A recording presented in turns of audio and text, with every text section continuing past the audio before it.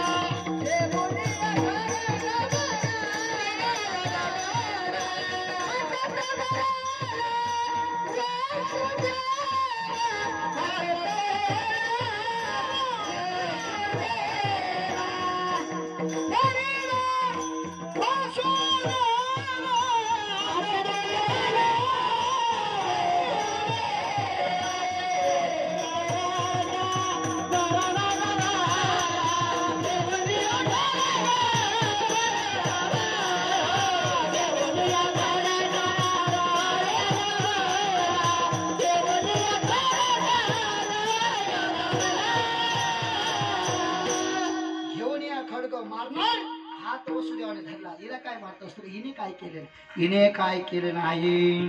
काय न मारतोस रे. त्यावेळेस त्या ठिकाणी महाराज हिच्यापासून आपत्ती जी आहे त्याचा तू काळ तुझा आहे ना.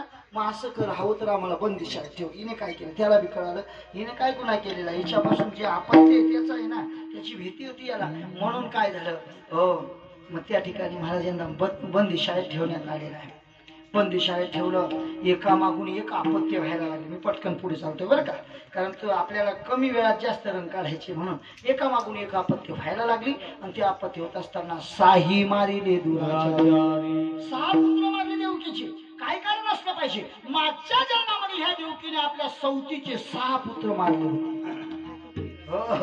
आपल्याला असं वाटतं की आपण असं आपलं किती देवदेव कराय ना भो. एवढं देवदेव कराय ना माय. पण काही नाही आमना गरमा सगळा खेळ उशीर आहे ना. खेळ उशीर आहे ना. याला कारण एक मागच्या जन्माचा इतिहास तो परनाशे हो बहीण. त्याच्याकडे लक्ष ठेव. काही लोक काय करतात माहिती का. देव करत असताना देवाने थोडस व्यत्यय आणलं घरामध्ये की देव सोडून देतात. देव सोडायचा नसतो. देवाचं कार्य ते करतच राहते. आपलं पुण्य त्या ठिकाणी कमी पडते म्हणून हे कार्य असं घडत असते. मग तो पुण्य ते रात्री महाराजांनी सांगितलं नाही का. रात्री महाराज बोलले की मग ती पुण्याची पावटी सरे सवेची इंद्रपणाची उटी उतरे येऊ लागती माघारी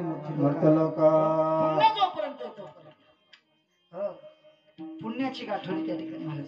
मग एक दिवशी पुण्य उदयाला येतं. याचं हे देवाची भक्ती करणं देवाची सेवा करणं एक दिवशी उदयाला येतं. मग म्हणतात त्या ठिकाणी पुण्य फळ देवता दिवसा भाग्य उदयाचा. माझं भाग्य उदयाला पुण्य फळाला आलं की माझ्या भगवान परमात्माने त्या ठिकाणी माझा मुलगा नोकरी लागून गेला. माझी ही काया पडून गेली. माझ्याही मध्ये बदल घडला. याचं कारण एकच आहे की माझं काहीतरी पुण्य होतं. काहीतरी बहुत सुकृताची जोडी म्हणून विठ्ठली असा तो भगवान परमात्मा होता. मग काय मग त्या ठिकाणी महाराज 6 मारले. मागच्या जन्माचा इतिहास आपला राहतो म्हणून देव नाही सोडायचा. सुखामध्ये त्याचं चिंतन करायचं आणि दुःखामध्ये त्याचं चिंतन करायचं. आपण काय करतो, अंगात आला ताप की देव माझा बाप, अंगाचा निघून गेला ताप की देवाच्या पापाचाही बाप होतो. हो, लई कंडिशन आपली वेगळी आहे. आपल्याला दुःख आलं का मग राम बजस, दुःख घे का मग कसा ना राम कसा ना काय, अशी कंडिशन येणार आहे. म्हणून दुःखामध्ये त्याचं चिंतन केलं पाहिजे, सुखामध्ये केलं पाहिजे. बरं, काही हरकत नाही. मग आता काय, 7वा जो गर्भ होता रोहिणीच्या उदरी घातला दादा, हो बलराम दादा, आणि 8वा जन्माला येणार आहे. तितक्या त्या ठिकाणी महाराज देवकीचं तेज त्या ठिकाणी महाराज आधी त्या ठिकाणी असं सुंदर लखलखीत असं दिसत होतं. आणि जिकडे तिकडे पक्षी, रात्रीचा काळ होता, जिकडे तिकडे पक्षी किलबिल करत होते. किलबिल करीत असताना दादा पावसाचा वर्षाव होत होता, आनंद महोत्सव दादा त्या ठिकाणी. सुखदेवजी सांगतात दादा, कोणता वार होता तो? वसुनाम तिथी बुधवाराशी सुख सांगत असे परिषद. बुधवारचा दिवस, रात्रीच्या काळोख 12 वाजता भगवान गोपाल कृष्णाने त्या ठिकाणी महाराज अवतार कार्य त्या ठिकाणी घेतलेला आहे. रात्रीच्या काळोखात 12 वाजता भगवान गोपाल कृष्णाचे त्या ठिकाणी महाराज जन्म झालेले. गोपाल कृष्ण भगवान गोपाल कृष्ण रात्रीच्या काळोखात जन्माला आले दादा. जन्माला आले म्हणजे सांगायचा मुद्दा असा आहे, देव जन्माला येत, देव प्रगट होत असतो. जन्माला येत नाही पण प्रगट होत असतो देव. देव प्रगट होतो कसा? देव योनीतून येत नाही, देव रक्त मासातून येत नाही. देव प्रगट होतो म्हणजे कसा होतो? 8 वर्षाची मूर्ती स्वयं उभी राहिली देवकीच्या समोर दादा. 8 वर्षाची मूर्ती. 8 वर्षाचा मुलगा जर कधी त्या ठिकाणी उभा राहिलेला, आईला महत्व जागृत झाला, तिने स्तनपान कसं करावं? एवढा मोठा टेम्प्या झाला, तुला स्तनपान कशी करायची रे, आहे की नाही? तसा प्रकार या ठिकाणी घडला. आई म्हणते का रे, माझं महत्व जर जागृत झालं, मी तुला स्तनपान कशी करू रे, त्या एवढा मोठा झालेला आहे. असं त्या ठिकाणी म्हटलं. देव असा होता, देव असा त्या देव अशा पद्धतीने त्या ठिकाणी माझा अवतार येतोय. आयोने संभव प्रगटला राघव प्रगट झालाय. आणि त्या ठिकाणी 8 वर्षाची मूर्ती पाहिल्यानंतर देवकी माता म्हणायला लागली, कन्हैया तू लहान होई ना बाप्पा. त्यावेळेस त्या सांगितलं लहान होई म्हटल्याबरोबर भगवान परमात्मा म्हणतो, आई मी लहान होईल परंतु मला इथं ठेवू नंदाच्या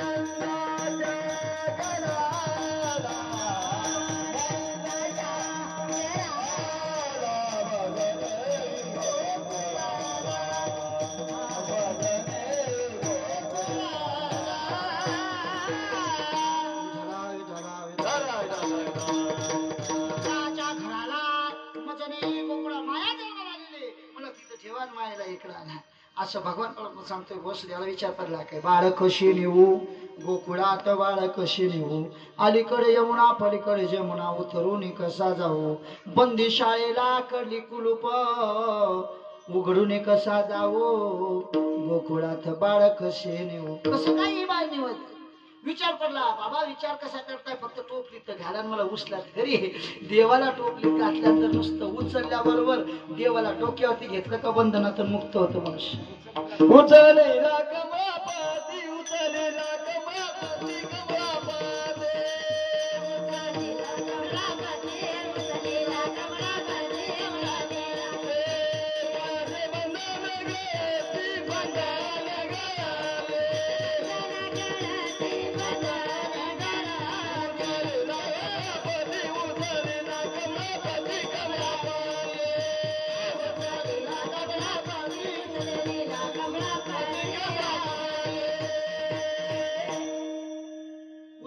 कमळापाती, पायाचे बंधने गळते. पायातले बंधन देवाला डोक्यावरती घेतलं का बंधनातून मुक्त होत. आता तुम्ही इकडं आले तर तिकडची आठवण आहे गरज नाही येणार.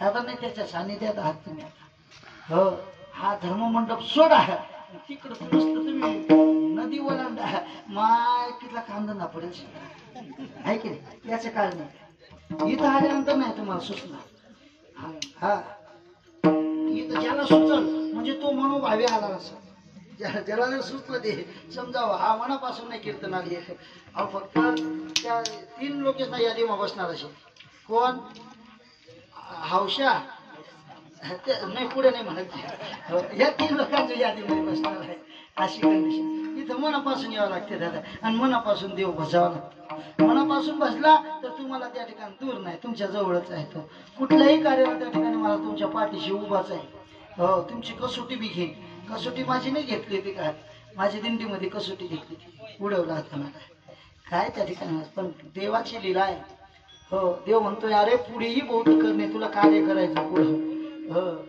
अजून हे कार्य तुझं राहिलेलं आहे शंकर महाराजने दिंडी चांगली येल मांडवाल जावाची तो आता सुरुवातच करा तेवढा माझ सुविधा आहे ना अजिबात नाही मला देवाची कृपा आहे हो बरं असं सांगण्यात तात्पर्य कसं आहे ते उचललेला कमळात ती पायाची बंधने मुक्त होतं मनुष्य हो काय झालं माहितीये का इथून निघाला वसुदेव पुढे चाललेला आहे रक्षपाल झोपी गेले हो तेही मोहिले साधने रक्षपाल मोहित घातले आणि तिथून भगवान परमात्मा घेऊन चाललेला आहे दादा वसुदेव आणि पुढे यमुना नदी आडवी आली यमुना मातेला असं वाटलं माझ्या पात्रातून माझा भगवान परमात्मा जात आहे तर मग त्याचं दर्शन घेतल्याशिवाय राहायचं नाही यमुना माते त्याचे कारण सांगितले दादा हो आपल्याला कमी वेळात रन काढायचे म्हणून ते कारण काही सांगत नाही मी सर्व पुढे जातो यमुना माता त्या ठिकाणी माझी ही कोण होती यमुना देवाची त्या ठिकाणी मला अनेक कारण आहेत अशी हो पण ते कारण सांगायला वेळ नाही कारण